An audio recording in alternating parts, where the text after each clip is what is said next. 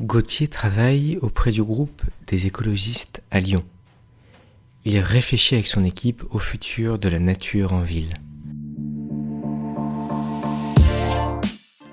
Bonjour, c'est Guillaume et bienvenue sur Tribu Happy, le podcast de mespremieresruches.com, le blog qui vous aide à apprendre et comprendre l'apiculture de A à Z.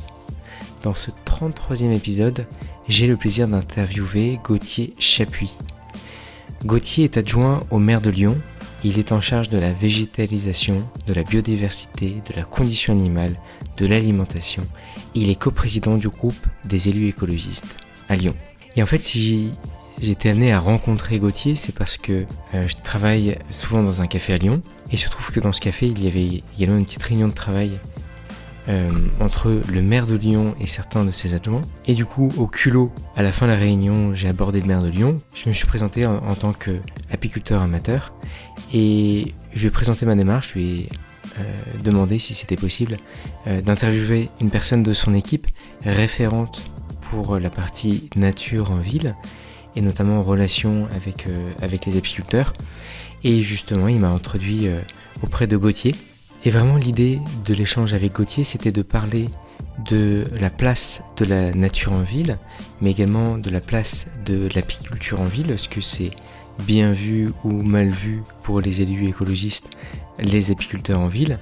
Et notamment en termes de ressources disponibles, comment est-ce que il réfléchit l'implantation de nouvelles ressources nectarifères ou mellifères en ville? Comment est-ce qu'il les réfléchit, auprès de qui il se renseigne, ou est-ce que c'est juste une espèce qui est choisie parmi tant d'autres? Donc voilà, c'est un peu le but de notre échange avec Gauthier. C'est un échange qui sort un peu du cadre de l'apiculture pure, où on ne parle pas de pratique apicole. C'est important pour moi de discuter avec des personnes qui tournent autour de l'apiculture, qui peuvent faciliter la vie des apiculteurs, et notamment la vie des abeilles. J'espère que cet échange vous plaira. En tout cas, j'ai beaucoup aimé la simplicité, la cordialité de Gauthier pendant cet échange. Et je vous souhaite une bonne écoute. Bonjour Gauthier. Bonjour. Vous vous appelez Gauthier Chapuis. Vous êtes adjoint au maire délégué à la végétalisation, à la biodiversité, à la condition animale et à l'alimentation. Oui. Une fois ça qui est dit, comment est-ce que vous pouvez aussi vous présenter de manière un peu plus large? Alors même, j'allais dire, au départ, quand j'ai récupéré la délégation, donc ça fait à peu près 1 an maintenant, j'avais presque souhaité garder que adjoint à la biodiversité. Parce que en fait, je trouvais que derrière ce terme-là, il y avait toutes les dimensions que vous avez citées, en termes de végétalisation, de conditions animales, d'alimentation, mais aussi d'eau, enfin bref, tout ce lien au vivant était contenu dans ce mot. Mais bon, il a fallu détailler un petit peu plus pour quand même donner à voir les différentes facettes de la délégation. Mais j'aime bien ce terme-là parce qu'en fait, effectivement, il est symbolique de tout ce qu'il y a derrière. Et souvent, la biodiversité, c'est l'effondrement de la biodiversité, c'est un enjeu que l'on oublie, qu'on a tendance à un peu oublier par rapport à l'enjeu climatique, dont on parle beaucoup avec les COP, etc. Avec le réchauffement climatique et les causes que cela a. Mais on oublie aussi l'autre enjeu de l'humanité auquel on doit faire face, c'est l'effondrement de la biodiversité par notre activité notamment. Donc voilà, c'est quelque chose que j'avais envie de mettre vraiment fortement dans la délégation. Et puis on aura l'occasion d'en parler aussi, mais c'est aussi ça qui a réorganisé derrière la direction qui s'appelait Espace Vert et qui a du coup changé de nom. D'accord. Et donc vous avez pris vos fonctions il y a un peu plus d'1 an, 1 an et 2 mois. C'est ça. À ce jour. Et pour l'instant, quels sont les grands pôles d'initiatives que vous gérez? Alors, il y a d'abord et avant tout le plan nature, en fait le deuxième budget d'investissement de la ville de Lyon. C'est 141 millions d'euros pour la végétalisation de la ville.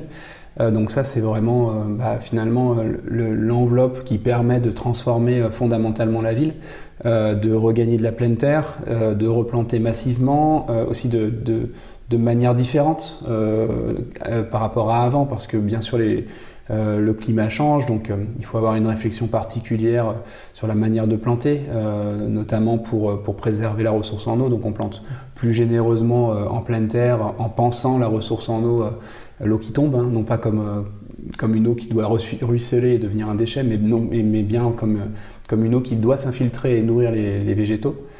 Voilà, donc c'est le gros on va dire de la partie, et puis c'est surtout aussi un formidable outil pour la biodiversité, puisque quand on replante, quand on revégétalise massivement, quand on change de méthode de plantation avec des espèces favorables à la biodiversité, comestibles pour l'être humain, mais pas que d'ailleurs, hein, et bien ça refait venir aussi la biodiversité. Donc on a à cœur aussi de planter de manière on va dire méthodique pour recréer ce que l'on appelle des trames vertes, des trames bleues favorables à la biodiversité. Donc ça c'est le gros du morceau. Et puis il y a également toute la partie conditions animales.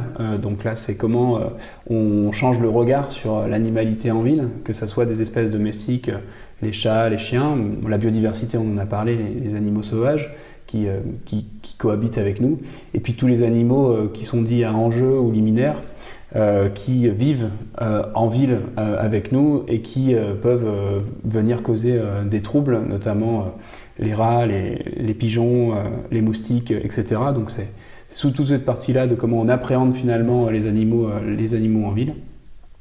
Et puis enfin, il y a l'alimentation, qui est un peu le trait d'union finalement de toute cette thématique-là, parce qu'on ne peut pas parler de système alimentaire si la biodiversité n'est pas bien portante. On ne peut pas parler de lien avec nos agriculteurs, nos agricultrices autour du territoire si on s'étend et si on artificialise les sols. Donc il y a une vraie logique dans tout ça finalement, dont l'alimentation, le système alimentaire j'allais dire, est finalement le trait d'union qui va jusqu'aux cantines, qu'on pilote également pour remettre plus de bio et plus de local dans les assiettes des petits Lyonnais, des petites Lyonnaises. C'est vraiment une démarche très macroscopique, le fait de voir vraiment très large, mais également aussi bien parler des moustiques, des rats et des espaces végétaux. Et à l'échelle d'une ville, parce que là je vois la carte de Lyon juste derrière vous, c'est quand même impressionnant. Et comment vous pouvez savoir de dire quelle essence on va mettre où par rapport aux ressources, par rapport à l'ensoleillement, par rapport à la teneur en eau aussi, entre une colline et une plaine, eh bien l'eau circule différemment quand on est en pleine terre. En proximité du fleuve ou de la rivière, ou si on est plus loin comme dans le 8e, effectivement. C'est des problématiques qui sont différentes. C'est vrai que dans mon bureau, j'ai beaucoup de cartes, en fait. Si vous regardez, donc effectivement, celle qui est derrière moi, c'est une grande carte de la ville de Lyon avec tous les espaces verts, en fait. Et les points d'eau également, et les jardins partagés, les jardins citoyens. Mais il n'y a pas que cette carte-là. Si vous regardez aussi, juste derrière vous, il y a la carte aussi des tracés, des trames vertes et bleues que l'on envisage pour la biodiversité. Et en fait, c'est comment on regarde d'un point de vue macro, parce que c'est d'abord ça. Comment on regarde d'un point de vue macroscopique sur le territoire de la ville de Lyon, comment on peut reconnecter des espaces. Comment on peut faire des continuités finalement. Alors c'est souvent de parc en parc que l'on travaille les connexions de biodiversité, ou le long du fleuve, le long du Rhône ou le long de la Saône. C'est souvent par là que ça commence finalement, ces connexions de biodiversité et de végétaux. Et c'est comme ça qu'on les pense. Et après, une fois qu'on a posé ça sur la carte, effectivement, il faut rentrer dans une granulosité plus fine et voir ce que l'on peut faire à l'espace du quartier, à l'espace de la rue, à l'espace du square ou du jardin qui existe. Et là, c'est tout un travail que l'on doit faire de la plus petite échelle, du jardin de rue, c'est-à-dire d'écrouter un petit peu au pied des arbres ou le long des façades pour que les gens puissent planter et entretenir, pourquoi pas des grimpantes qui montent sur les murs, et jusque finalement à l'échelle du grand parc. La réflexion de constituer de nouveaux grands parcs, je pense notamment au parc Nexens, qui ne s'appellera pas comme ça, mais qui est en tout cas sur l'ancienne friche Nexens dans le 7e arrondissement, que l'on va recréer. Donc c'est 1,5 hectare de nouveaux parcs. Voilà, c'est vraiment ces continuités-là, de la plus petite échelle jusqu'aux grandes échelles de parcs. Et puis c'est aussi un travail collaboratif, puisque la biodiversité finalement ne connaît pas de limites administratives. Elle ne sait pas quand elle est dans la ville de Lyon, dans la métropole, à Villeurbanne, etc. Donc c'est un travail qui est aussi à travailler en collaboration avec tous ceux qui aménagent la ville, tous ceux et toutes celles qui aménagent la ville. J'ai parlé de la métropole. On travaille main dans la main avec Pierre Athanase, qui est le vice-président à l'environnement à la métropole de Lyon. Et puis également aux autres aménageurs, je pense au Citral qui aménage également les transports en commun, je Je pense à des projets urbains comme ce qui se passe à la Part-Dieu ou à Confluence. Voilà, c'est tous ces gens-là avec qui il faut discuter et avec qui il faut bien faire comprendre que la biodiversité a besoin de continuité et de logique dans l'aménagement pour pouvoir se développer. Et en disant ça, on a fait 40% du problème parce que l'espace public que pilotent les collectivités, c'est à peu près 40% de la solution et 70% des espaces verts en fait sont privés et appartiennent aux copropriétés, aux bailleurs sociaux, voilà. Oui. Et donc il y a ce travail-là aussi qu'il faut mettre en musique, échanger avec les bailleurs sociaux, hein, que ce soit la SACVEL ou Grand Lyon Habitat pour la métropole, que ce soit aussi des copropriétés privées, à savoir comment on les encourage. Donc là, il y a toute une démarche métropolitaine que l'on pousse aussi au niveau de la ville de Lyon. Comment on encourage les copropriétés à végétaliser et à penser leur aménagement d'espaces verts privés en faveur de la biodiversité. C'est impressionnant ce chiffre. Oui. 70%. Environ, c'est le chiffre français. Donc sur Lyon, on est à peu près dans ces chiffres-là. On doit tourner entre 35 et 40, entre 30 et 40% pour de l'espace où on va dire les collectivités ont la main, et puis à peu près 60 à 70% pour des espaces privés qui sont sur le territoire administratif de la ville de Lyon, mais qui pour le coup sont des copropriétés. Oui. Et quand même, pour arriver à définir un plan de nature, je pense qu'il faut faire appel à tout un panel d'experts à consulter. Oui. Et est-ce que quelles sont un peu les grandes organisations que vous avez consultées justement avant d'établir le plan nature? Déjà, on a beaucoup de chance en interne, c'est que la ville de Lyon, historiquement, a beaucoup de compétences en fait dans ce domaine-là. Dans le domaine horticole, on a eu une volonté, et on a beaucoup de chance d'hériter de ça. On a eu une volonté politique depuis le départ en fait sur une grosse volonté de compétences horticoles.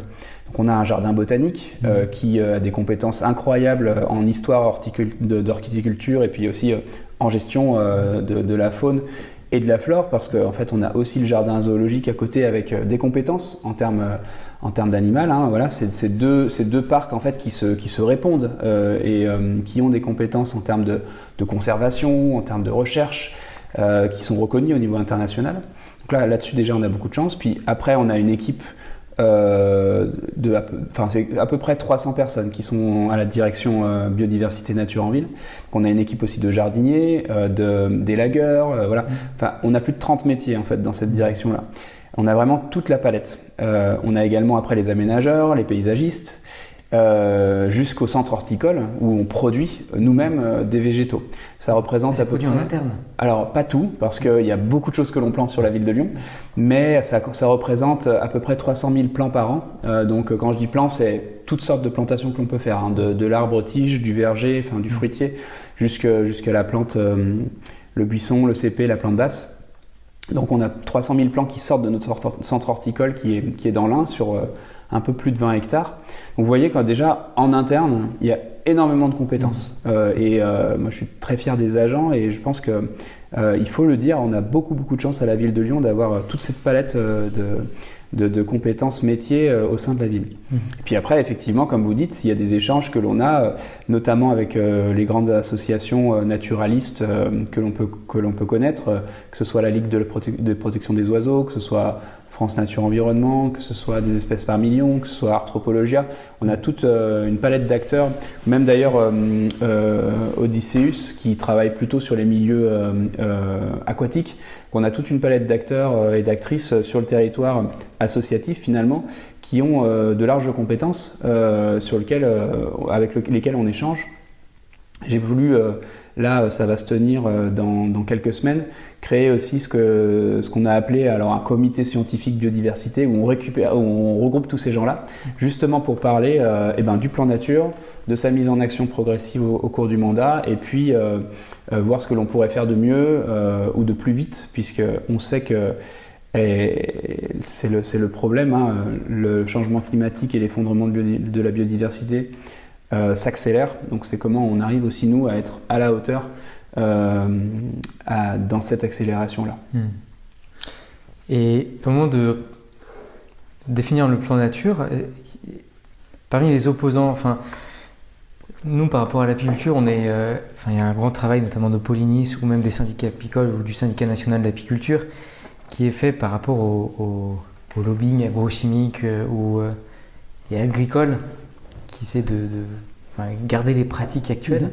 Mais au sein de la ville de Lyon, quels peuvent être un peu les contre-courants, les contre-pouvoirs qui sont difficiles à faire changer ou qui s'opposent vraiment au plan nature? Parce que tout ce qui est agricole, c'est pas vraiment au cœur de la ville. Alors, il faut se dire qu'on était en avance finalement sur la ville de Lyon, et puis ça n'a pas pour le coup attendu la mandature des écologistes pour cela. Encore une fois, sur ces questions-là, Lyon a toujours eu un temps d'avance en fait, et ça fait depuis 2007 que Lyon est sorti des produits phytosanitaires. Donc on est territoire zéro phyto depuis 2007. Donc on avait 10 ans d'avance finalement avant la réglementation qui s'est inscrite dans les villes. Donc finalement, ça a été un peu avant-gardiste, et on a toujours continué à avoir cette démarche-là avant-gardiste, ne serait-ce que sur la gestion écologique des parcs, avec on n'a pas fait ça pour le label, mais il y a beaucoup de grands parcs finalement qui sont labellisés pour la valeur écologique qu'ils portent. Et cela, en fait, on continue finalement à le mettre en place et à être avant-gardiste aujourd'hui sur, comme je vous le disais, sur les méthodes de plantation, sur ce que l'on plante, adapté au réchauffement climatique, sur également la manière de penser la terre, de penser l'eau dans les méthodes de plantation, la manière de gérer aussi la gestion des espaces naturels en ville, des parcs. A radicalement changé finalement. Voilà. On parle de tête d'or, le signe le plus visible, c'était les petites clôtures qu'on voit en disant cet espace n'est pas pour nous, mais cet espace est libre pour la biodiversité. Oui, exactement. Tout à fait. Ça, c'était un des changements les plus visibles qui me semble être bien respecté en tout cas. Tout à fait. On a une chance assez incroyable, c'est que les citoyens, les citoyennes, alors je parle de Lyon, mais en fait je connais pas particulièrement les autres habitantes des autres villes, mais j'ose penser que c'est à peu près la même chose. Mais en tout cas à Lyon, les gens qui vivent dans cette ville ont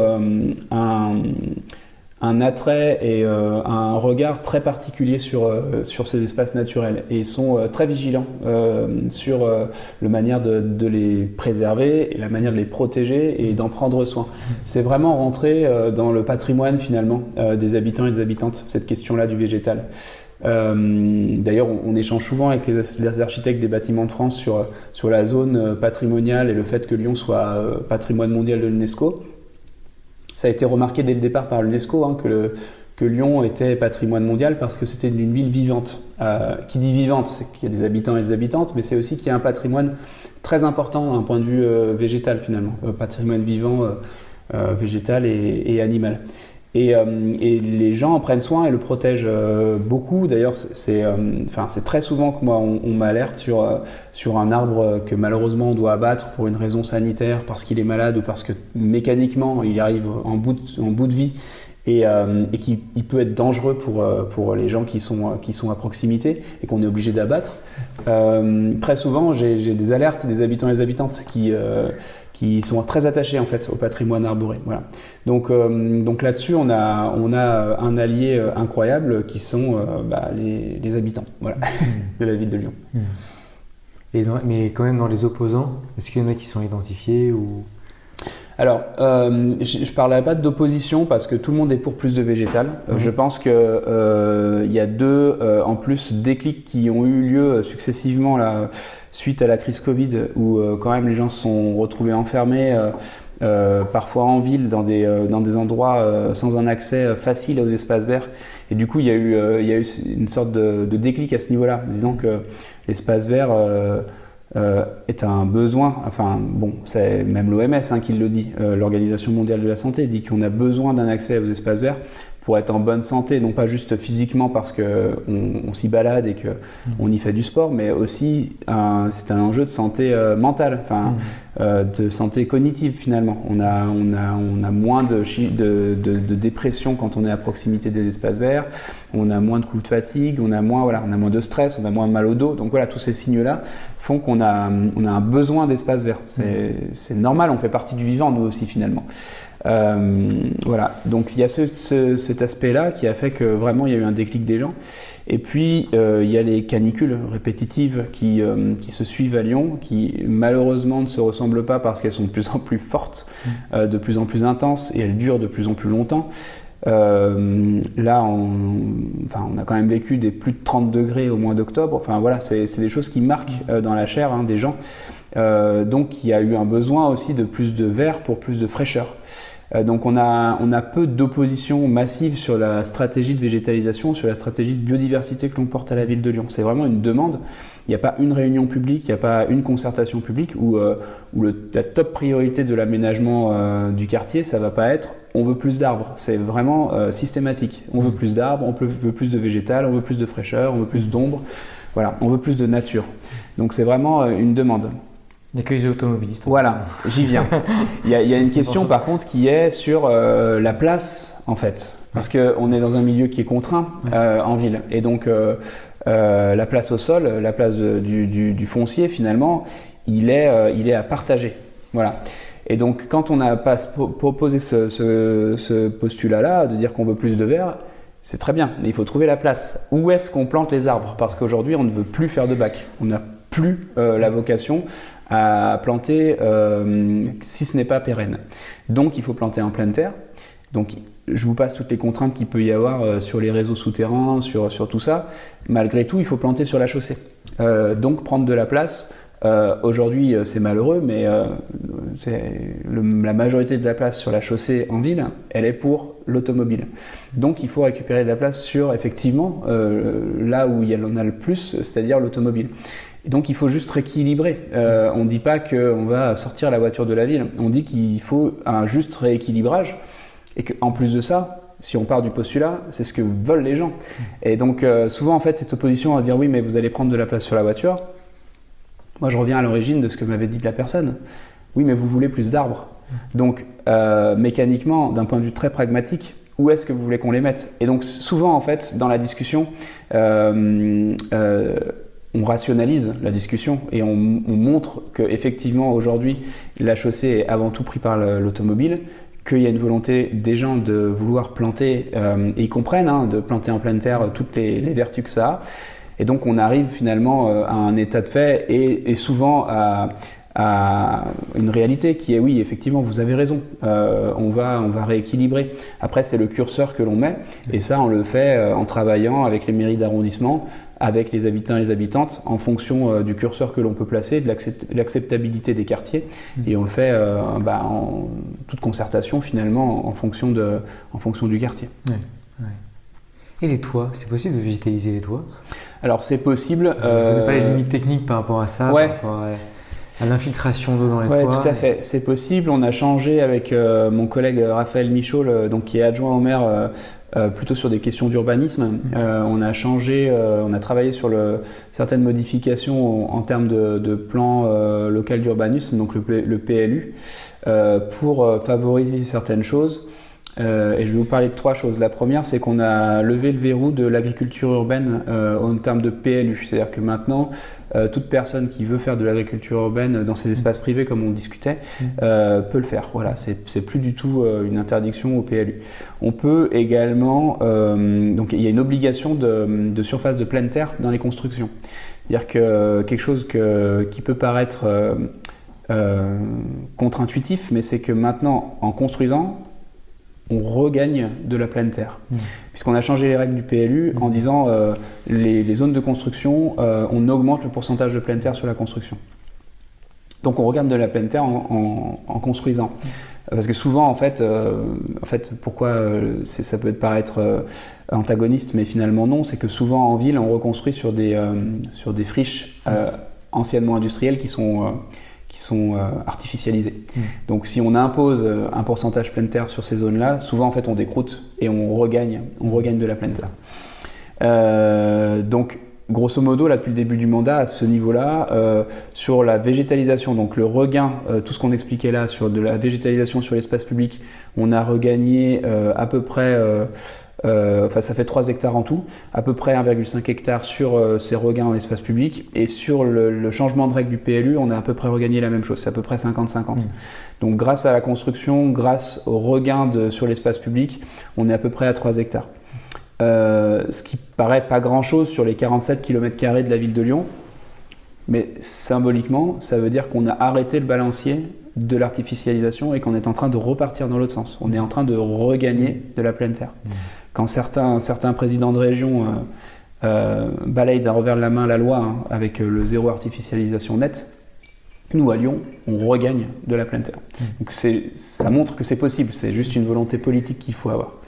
Et le dernier axe, c'est, je viens à votre question sur la végétalisation des toits et la partie comment on peut planter sur les toits. Alors, on l'a largement inscrit au PLU avec des critères justement pour l'infiltration et le bon maintien des végétaux, notamment d'épaisseur de pleine terre qu'il faut avoir sur les toits. Moi, personnellement, je trouve que ça a un intérêt.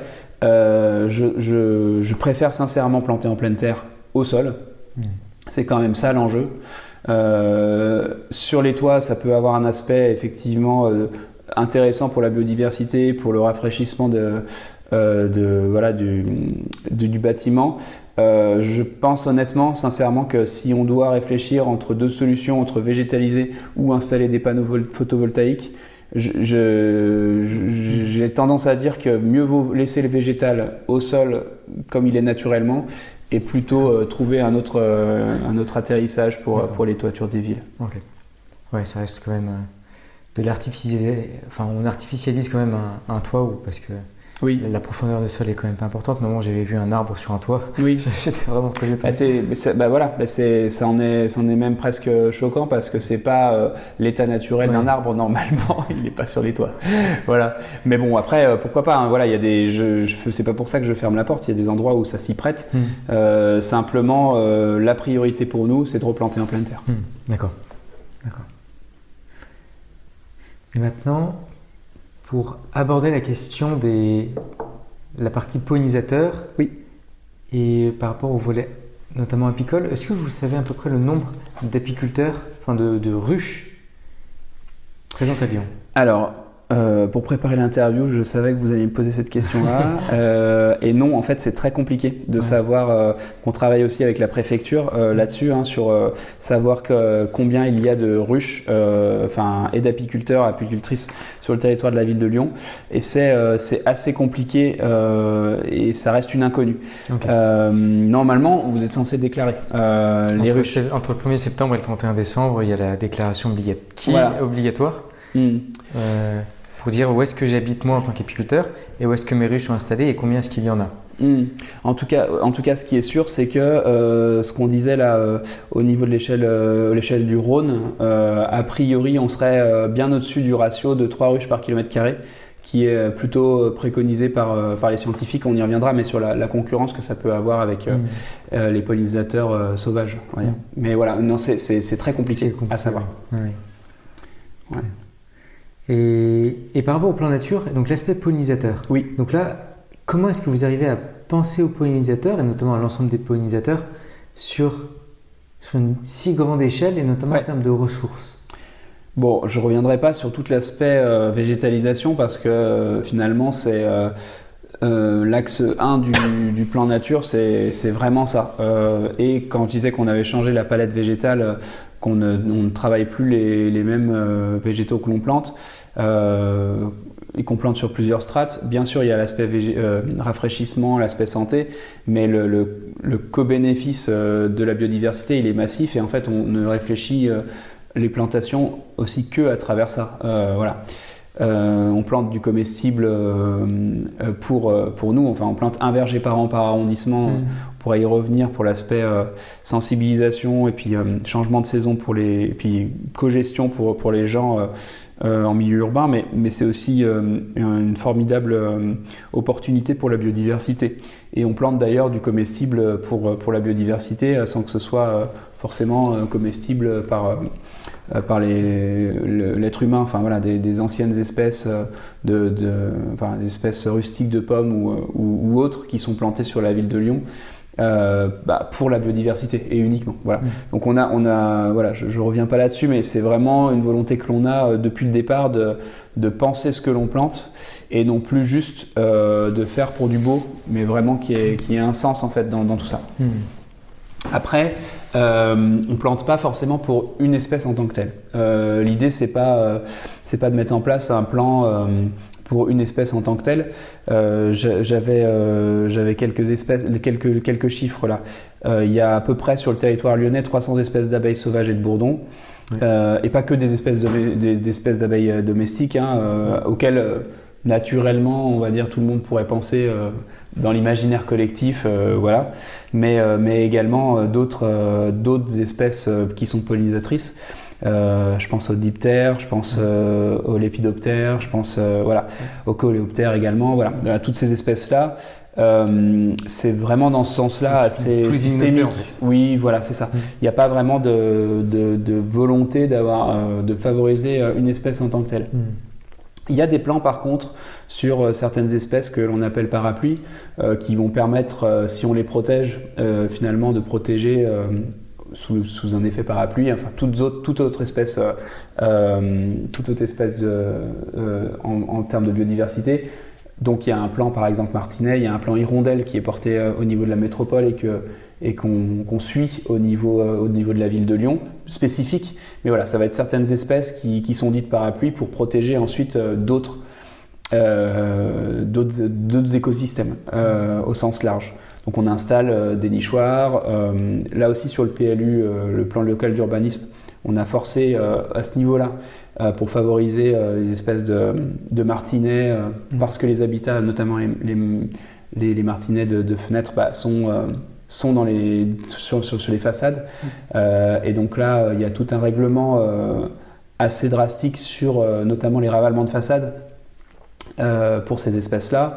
Il y a également une espèce que l'on suit particulièrement qui est des espèces de chauves-souris, où on travaille là-dessus avec Sylvain Godineau, donc, qui est l'adjoint au patrimoine et à la transition écologique et qui suit aussi le plan lumière pour voir comment on peut avoir cette fois-ci des trames noires la nuit, c'est-à-dire d'avoir des espaces où les biodiversités nocturnes qui représentent la majorité de la biodiversité, c'est souvent la nuit en fait que vivent les animaux, peut avoir effectivement un atterrissage sur la ville de Lyon, donc des couloirs en fait de trames noires dans le plan lumière. Voilà, mais c'est vraiment assez typique de certaines espèces. Sinon, globalement, en fait, on pense la biodiversité de manière plus systémique. Voilà. D'accord. Parce qu'il ne faut pas oublier que il y a des pollinisateurs qui nourrissent aussi les hirondelles, les chauves-souris. Tout à fait. Et donc ça contribue, ça fait partie de cette chaîne alimentaire. Oui, complètement. D'accord.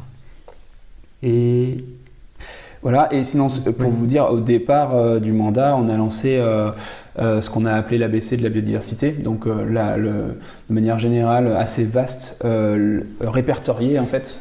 Donc on a un ABC, un grand atlas de la biodiversité lyonnaise, que l'on travaille avec les citoyens et les citoyennes, que l'on travaille avec les jardiniers et les jardinières, et que l'on travaille également avec les associations partenaires. Il y a un très beau bouquin qui a été sorti par des espèces par million qui s'appelle Sur les traces de la ville sauvage, donc qui suit justement ce côté. Oui, allez-y, vous pouvez tout à fait le prendre. Il est Jean Poniel aussi.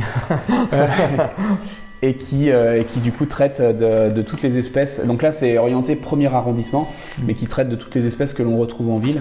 Parce qu'au-delà de répertorier et du coup d'avoir un plan d'action en préservation et en développement de la biodiversité en ville, il y a aussi un enjeu de sensibilisation et de pédagogie auprès des gens, de leur faire prendre conscience qu'il y a une biodiversité riche dans la ville de Lyon et de pouvoir la reconnaître et de l'identifier, c'est quand même assez formidable. D'accord.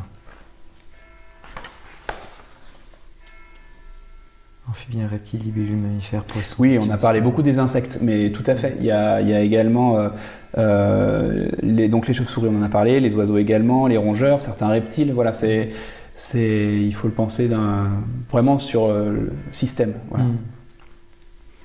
Alors. Oui, mais ça, vous parlez un peu de la question de la densité. C'est vrai qu'il y a des articles qui sont sortis, notamment Le Monde, chaque année publie vers le mois d'août cet article-là en disant qu'il y a trop de ruches en ville, il y a trop de ruches en ville. Et j'ai envie de prendre l'autre partie et de dire, avant tout, il n'y a pas assez de nature en ville. Oui. C'est surtout ça. Oui, il peut y avoir plus de concurrence avec les ruches, mais aussi il faut voir aussi les choses dans le sens inverse, en disant, en fait, c'est nous qui avons pris trop de place. Et il faut aussi se poser la question de la végétalisation. Et oui, il y a une question de densité à respecter, qu'on se pose beaucoup moins à l'extérieur, mais il y a des apiculteurs professionnels qui se disent, quand ils installent un rucher, ils mettent 20, 30 ruches, pas plus, parce qu'ils font attention à vraiment répartir un certain maillage, parce que les abeilles vont aux alentours de 3 km autour de la ruche. Et donc, moi, c'est plus le parti inverse de, avant tout, refaisons venir la nature en ville. Et là, on se pose vraiment la question, plutôt que de dire faut réduire. Je comprends. Mais pour moi, c'est pas le bon bout de la question. Alors, pour aller dans votre sens, moi, je serais heureux de pouvoir réinstaller des ruches d'abeilles domestiques, parce que ça voudra dire, justement, qu'il y a suffisamment de nature et du coup de biodiversité, on va dire sauvage, je vais le dire comme ça avec des guillemets, pour qu'il n'y ait plus de concurrence. Voilà, tout à fait. Je suis tout à fait d'accord avec vous là-dessus.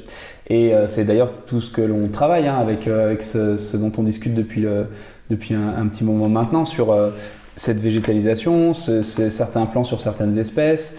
Voilà, et c'est l'affaire de tout le monde finalement. Quand je parlais des jardins de rue au niveau vraiment du quartier et de ces grimpantes que l'on fait grimper, que l'on fait monter sur les façades, et qui sont entretenues et soignées par les habitants et les habitantes.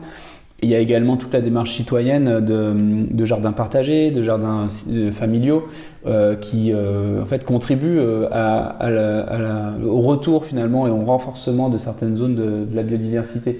Je n'ai pas parlé également de tout l'aspect de renaturation du fleuve et de la rivière, de comment on retravaille les berges pour les rendre moins minérales. Là, dans le mandat, on va revégétaliser sur la rive gauche, donc les quais hauts du Rhône en dessous des platanes, à la fois pour renforcer cette trame-là qui suit le Rhône, pour favoriser ce couloir, ce boulevard de biodiversité. Et puis ça aura aussi l'aspect bénéfique de prolonger la vie des platanes, parce qu'il y aura moins de tassements, moins de piétinement au pied des arbres. Puis il y a aussi tout le projet de la rive droite, cette fois-ci du Rhône, que l'on a lancé, plus de 100 millions d'euros pour redonner aux Lyonnais et aux Lyonnaises l'accès au fleuve. Et puis ça va être un formidable jardin en fait sur les berges côté rive droite du Rhône. Ça, c'est pour le Rhône. Et puis il y a tout le travail que l'on mène avec la métropole et puis Voies navigables de France, VNF, sur la renaturation, plutôt cette fois-ci sur le territoire de la ville de Lyon, sur la Saône, avec la renaturation dans le 5e et dans le 9e arrondissement des bas-ports, où on va renaturer, replanter et du coup faire revenir la biodiversité. On est très très fiers qu'il y ait le castor dans la ville de Lyon. J'étais ce matin le long des quais de la Saône, côté 4e, et puis il y avait un arbre qui avait été rongé par le castor. Alors ça peut choquer les gens parce que du coup l'arbre est tombé, mais en fait c'est une chance incroyable d'avoir des castors en ville. Voilà, c'est absolument incroyable. Et puis les castors sont de très bons écologues, et donc ils savent prélever les arbres qu'il faut sans casser l'écosystème. Donc voilà, c'est tout ça qu'on essaie de retravailler aussi avec le Rhône, avec la Saône. On a une histoire avec cette confluence, et les Lyonnais et les Lyonnaises ont toujours été tournés finalement vers le fleuve et la rivière. Et nous, ce que l'on essaye de faire ici, c'est de redonner encore plus de place, encore plus d'accès à ce fleuve et à cette rivière. D'accord. Et par rapport, si par exemple un apiculteur, je reviens à la partie apiculture, si un apiculteur vous contacte en disant j'aimerais bien installer des ruches, est-ce que la ville de Lyon dispose de terrain Ça peut être possible? Alors, depuis avec, 2015, pour le moment, on a stoppé l'installation des ruches. Je dis pas que ça va pas revenir avec la conversation qu'on avait là sur le fait que refaire venir de la nature en ville, voilà, va pouvoir potentiellement, redonner du souffle et de l'espace à tout le monde finalement, et faire en sorte que il y ait moins de concurrence entre les espèces sauvages et puis l'abeille domestique. Donc je dis pas que c'est quelque chose que pour l'instant on est dans le dur jusque in fine, voilà. Mais pour le moment, c'est toujours pas possible. Voilà. C'est depuis 2015 que la décision a été prise et pour le moment, on ne lève pas cette interdiction-là pour la raison qu'on évoquait, qu'il y a encore finalement trop peu de nature sauvage en ville et que la concurrence serait encore trop forte. Et du coup, ça a aussi un biais de sélectionner la pollinisation finalement. D'avoir que des abeilles domestiques, et donc nous ce qu'on essaye d'avoir, c'est vraiment une diversité la plus large possible. C'est ça qui fait la force de la biodiversité, c'est deux choses, c'est à la fois la diversité, à la fois l'abondance, on va dire, et c'est deux choses sur lesquelles on travaille aujourd'hui, la diversité et puis l'abondance dans une moindre mesure, en tout cas le développement de la biodiversité en ville, et pour le moment c'est pas encore suffisamment le cas. D'accord. Oui, parce qu'il y a la création des lieux de nidification et de reproduction aussi des abeilles sauvages. Oui, tout à fait. Où c'est pas simplement les hôtels à insectes, c'est bien, c'est sympa pour certaines espèces, mais je pense, ça reste un hôtel, c'est pas un lieu, c'est pas une résidence sur le long terme. Et ça donne un peu plus de visibilité sur ce type sur en fait, moi je le vois beaucoup, l'hôtel à insectes, je le vois beaucoup comme un support pédagogique pour les gens, pour faire comprendre, sensibiliser à la biodiversité, mais encore une fois, c'est de la main de l'homme, avec un grand H, mais c'est pas un habitat naturel. Donc c'est très important parce qu'en ville, c'est vrai que le fait d'avoir urbanisé et puis bétonné quand même assez massivement fait qu'on s'est un peu placé hors sol, au sens propre du terme, et que du coup ces éléments-là sont impératifs en termes de support de biodiversité, de gestion citoyenne, de compréhension des enjeux. Mais en revanche, c'est pas quelque chose qui est une solution pour la biodiversité sauvage. D'accord. J'avais à un moment échangé avec une association qui s'appelle Apiculteurs. Eux, ils installaient des ruches, par exemple, dans une prison, parce qu'ils avaient un aspect, une partie jardin. Et en fait, ils essayaient vraiment de donner, de confier un peu ce rôle d'apiculteur à des personnes qui étaient en prison. Par contre, je ne sais pas quel type de peine, à qui s'adresser exactement. Mais au moment où on en parlait, ne serait-ce que pour les écoles, les enfants sont très sensibles à ça, à la ruche, parce que en fait, ils connaissent le produit de la ruche. Et c'est vrai qu'il y a toute une pédagogie à avoir en disant, avant tout, la ruche, c'est pas un habitat naturel, ça reste un habitat créé pour les abeilles. On les appelle domestiques parce qu'on peut les mettre dans des ruches, dans ces boîtes en bois, mais avant tout, elles ont aussi des lieux sauvages où elles peuvent vivre avant tout dans des troncs d'arbres. Et avant tout, c'était la ruche tronc, et après, on l'a voulu plus mobile, donc on a adapté le format, mais ça reste avec des parois quand même très minces. Donc c'est pas le plus confortable pour l'abeille. Mais je trouve que ça reste quand même, on le disait tout à l'heure avant l'interview, cette porte ouverte où les enfants sont vraiment attirés par le naturel, comme l'escargot en fait. L'escargot aussi, les enfants aiment bien le mettre dans une boîte. Et le fait de prendre l'abeille, de la mettre dans une boîte, ça peut être il y a des ruches pédagogiques qui permettent aussi de voir aussi la création du naturel, le fait de voir des abeilles en train de naître, le fait de voir la reine en train de pondre, ou le fait de voir les réserves, ça donne ces sensibilités-là. Et je sais qu'il y a des apiculteurs qui essayent de le faire, ils le font moins parce qu'ils sont toujours, ils ont toujours peur, s'il y a un élève qui se fait piquer, qui a une réaction allergique, il y a toute l'histoire de porter plainte ou d'assurance, ils le font un peu moins auprès des écoles, mais je sais que c'est vraiment la partie apiculture auprès des enfants et auprès d'adultes. Ça reste aussi un émerveillement et ils aiment bien ça. Donc j'aimerais bien, par exemple, à un moment, la ville de Lyon a proposé un terrain et dire en échange, on fait un contrat, on fait un deal, on vous met à disposition ce terrain. Et de l'autre côté aussi, nous aussi on a des actions éducatives, de sensibilisation, où on aimerait bien que 2-3 journées par an, vous venez présenter un peu votre ruche et la démarche à un public que vous avez choisi. Je vois bien un peu ce truc ce petit contrat. Je veux dire, c'est une très bonne idée, même ça se fait un peu. Il y a une association qui s'appelle la Ferme de la Croix-Rousse dans le 4e arrondissement qui fait beaucoup de sensibilisation, de pédagogie auprès des enfants. Et je crois bien qu'ils ont des ruches là-haut pour justement montrer à voir. Et c'est vrai qu'il y a une appétence particulière pour les enfants, pour la nature, mais j'allais dire c'est logique. C'est-à-dire que nous aussi, on devrait avoir cette impétence-là. Alors peut-être qu'on la perd en grandissant. Voilà, c'est Saint-Exupéry qui disait que on était tous des grands enfants et que certains simplement l'avaient oublié. Moi, je cultive ça parce que finalement, ils en sont la clé de ce nouveau monde qu'on est en train de construire, de bâtir. Et d'ailleurs, c'est une volonté du maire Grégory Doucet de faire la ville des enfants. C'est pas pour rien, c'est parce que derrière, quand on construit une ville à hauteur d'enfant pour les enfants, en fait, on la construit pour tout le monde. On construit pour un public qui est sensible dans le sens sensible à ce qui les entoure. Et puis également d'une certaine manière fragile. Donc quand on construit pour les enfants, on construit pour vraiment tout le monde. Donc vraiment il y a ce sens-là à renforcer ça.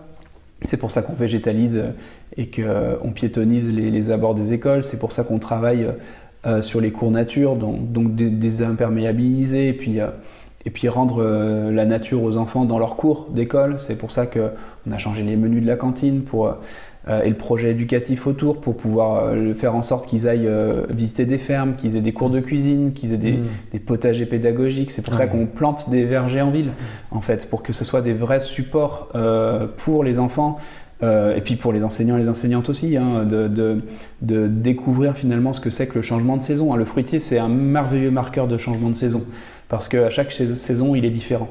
Et ça, pour les enfants, en plus de ça, que l'on fait en sorte qu'ils plantent les vergers avec les jardiniers et les jardinières de la ville de Lyon, pour les enfants, c'est merveilleux parce que ça marque la saison. Ça les fait comprendre, comme vous disiez, d'où viennent les produits. Alors le miel pour les abeilles, mais en fait également d'où viennent les pommes, d'où viennent les légumes, d'où viennent voilà. Et donc ça c'est formidable parce qu'une fois qu'ils ont ça, c'est gagné. C'est gagné dans le sens où ils sont tellement précurseurs envers les adultes ensuite qu'il y a un changement de société qui peut se faire grâce aux enfants.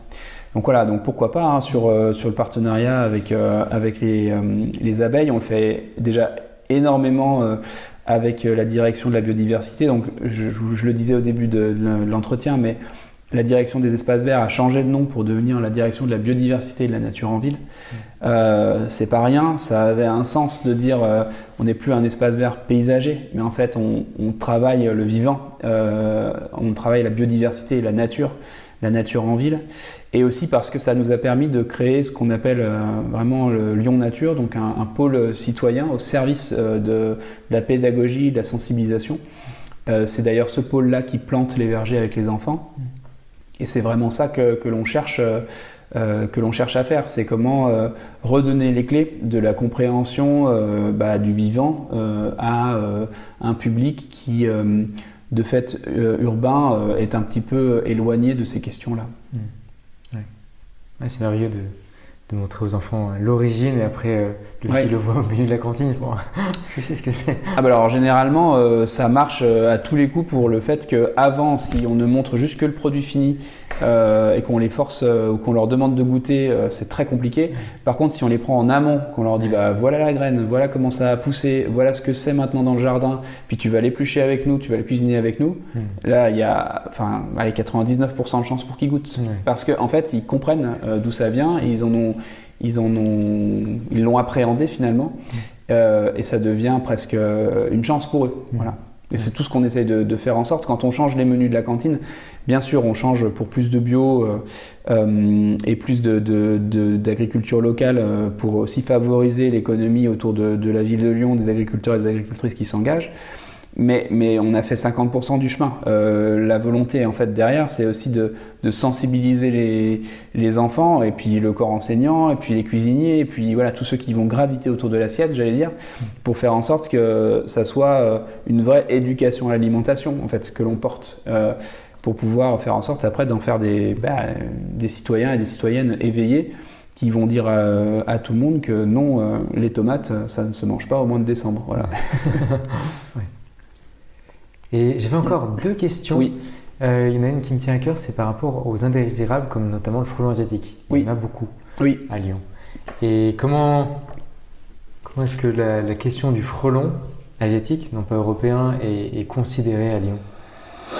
Alors c'est un vrai sujet, les espèces exotiques envahissantes, qu'elles soient d'ailleurs faune ou flore, on essaye de les traiter ou de les limiter.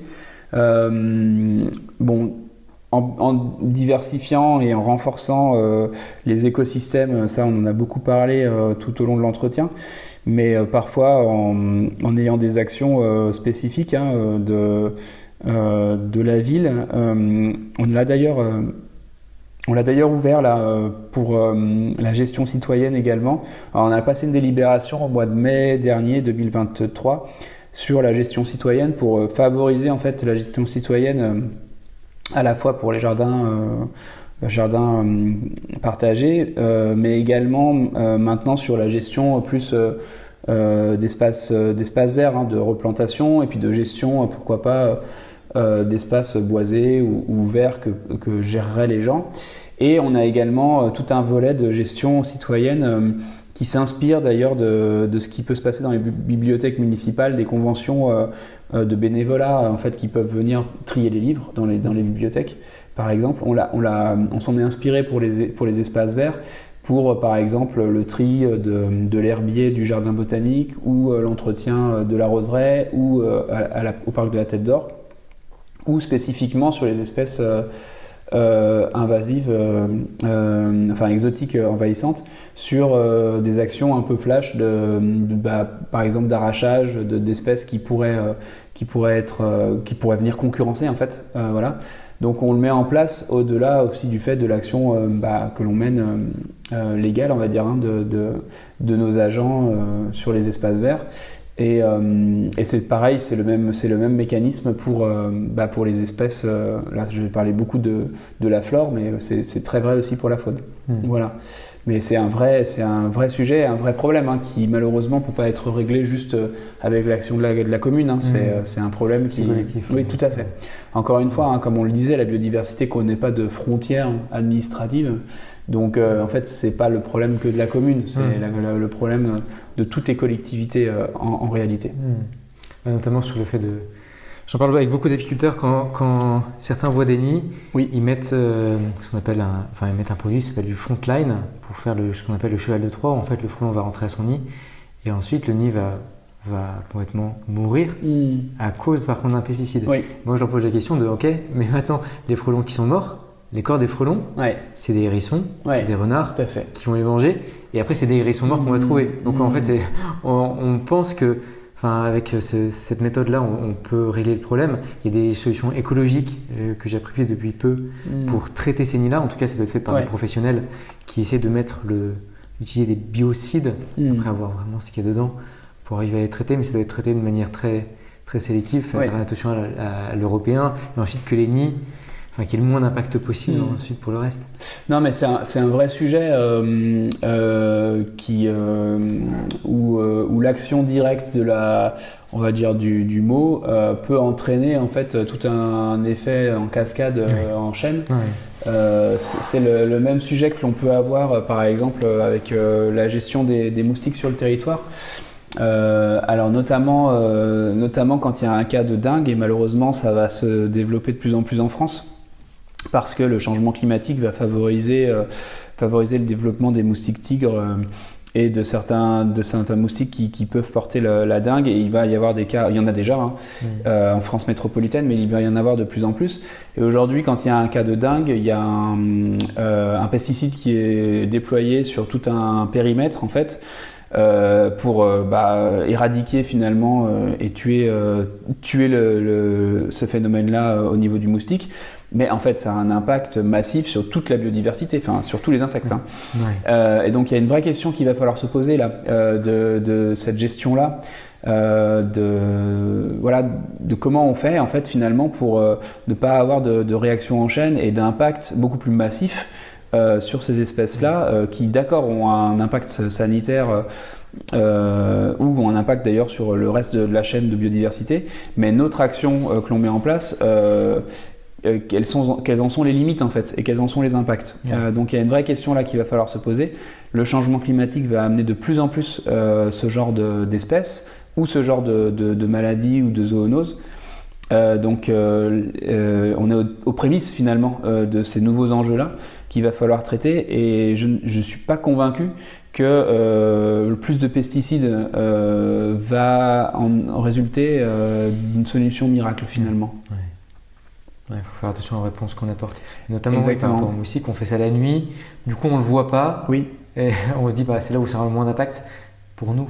oui, pour nous. Comme vous l'avez dit Parce tout que à comme on l'heure, disait, la nuit, il y a beaucoup de choses qui se exactement. passent quand même. Mais il faut voir l'impact que ça a le matin le long des chaussées ou le long des rues ou des chemins. L'impact que ça a là, il est visible parce que le nombre d'insectes morts en fait que l'on a tués à cause de ça, il est massif. Ouais. Alors l'enjeu aujourd'hui, il est vraiment sanitaire, et c'est la réponse qui est apportée. Moi, je la comprends, je l'appréhende, il n'y a pas de souci. Mais c'est encore une fois, c'est réfléchir un peu à nos actes et à ce qu'ils entraînent. Ouais. D'accord, merci. Et j'avais une question qui est plus globale en termes d'action. Je suis très partisan de l'effet cumulé. Le fait de cumuler les actions, on arrive à construire des choses magnifiques. Et par exemple, une personne qui est sensible, qui habite à Lyon, qui est sensible à la biodiversité. Oui. Moi, j'habite dans un appartement. Oui. Qu'est-ce que je peux faire en fait? Si je veux, par rapport à même si j'ai pas forcément un espace vert dans lequel je peux être, mais en termes d'espace partagé, en termes de balcon, comment est-ce que je peux faire à mon échelle en fait? Alors vous pouvez faire beaucoup de choses.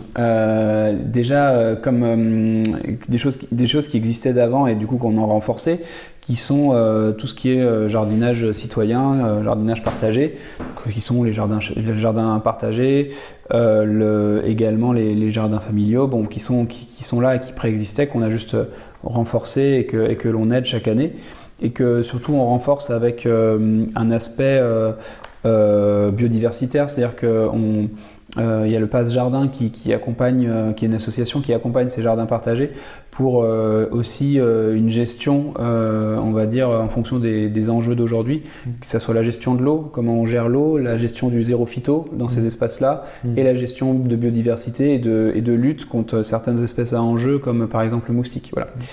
Donc il y a tout ça que vous pouvez faire, vous inscrire ou regarder le jardin partagé le plus proche. Il y a également toute la participation citoyenne que l'on a pour le coup vraiment développée, qui est la partie jardin de rue. Quand on dit jardin de rue, en fait, c'est le long des façades, comme je vous le disais, mais ça peut être aussi en bac dans certains endroits. Ça peut être aussi au pied d'arbres où on vient décroûter et massifier les plantations qui sont du coup, pour le coup, là, gérées par les citoyens et les citoyennes.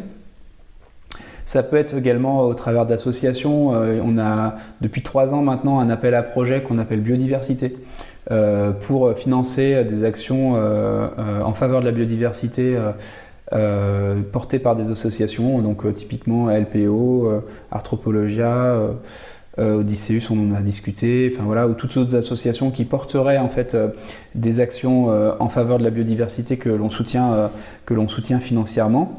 Depuis 3 ans. Et puis enfin, il y a ce que je vous disais, ce pôle gestion citoyenne de la direction de la biodiversité, où là, pour le coup, on a vraiment ouvert plus largement la gestion citoyenne et l'accompagnement de la gestion citoyenne sur la plantation, puis la gestion, l'entretien. Donc ça peut être des plantations citoyennes qui sont faites. Je vous parlais des vergers, mais en fait chaque année on plante en fait avec les gens, et donc là vous pouvez participer à ça. Et ce qui est nouveau, c'est que aussi aujourd'hui on est en train de travailler sur la gestion de ces espaces-là ensuite, donc qui sont pour le coup plus que des jardins de rue, qui sont des espaces où on s'engage en tant que citoyen, citoyenne à entretenir, qui ne sont pas forcément dus à objectifs, on va dire, à consommer. Enfin, c'est pas des jardins, hein, on est vraiment sur de l'entretien de gestion de biodiversité, d'espaces verts, d'espaces de biodiversité. Et puis enfin, il y a ce qu'on disait aussi, c'est cette gestion bénévole finalement d'autres choses, hein, mais qui sont en faveur de la biodiversité, comme vous pouvez également maintenant être bénévole pour aller aider le jardin botanique à trier les feuilles de l'herbier. On a une collection assez incroyable d'herbier à la ville de Lyon, des feuilles d'herbier qui ont même été ramassées par Rousseau à l'époque, que l'on a encore. Donc c'est une richesse incroyable que l'on a, mais qui aujourd'hui demande beaucoup de temps à trier, à numériser et à garder. C'est une mine d'or excessivement fragile que l'on peut maintenant, que l'on a ouvert un peu comme je vous disais dans les bibliothèques pour la gestion citoyenne à ce niveau-là, voilà.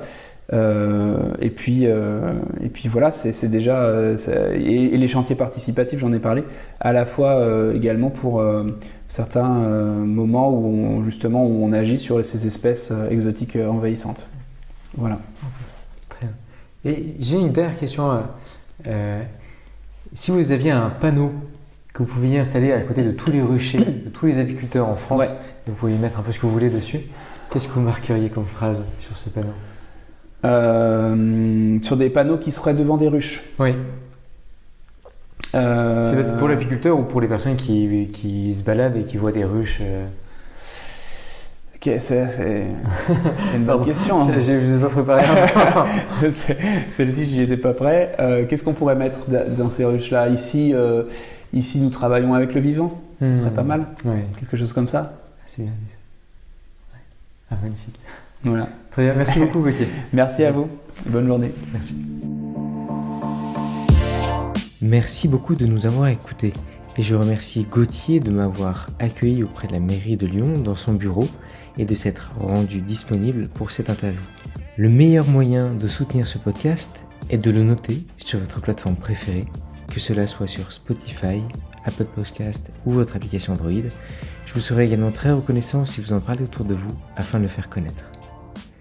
Si l'apiculture vous intéresse, parce que vous souhaitez faire votre propre miel, observer les abeilles ou encore polliniser les plantes près de chez vous, vous pouvez tout simplement aller sur mon blog mespremiersruches.com et sur le blog, un formulaire s'affichera qui vous permettra de recevoir gratuitement un guide de 37 pages qui vous aidera à apprendre l'apiculture. N'hésitez pas à m'écrire à guillaume@mespremiersruches.com, je réponds à tous les emails. On se retrouve au prochain épisode. À bientôt.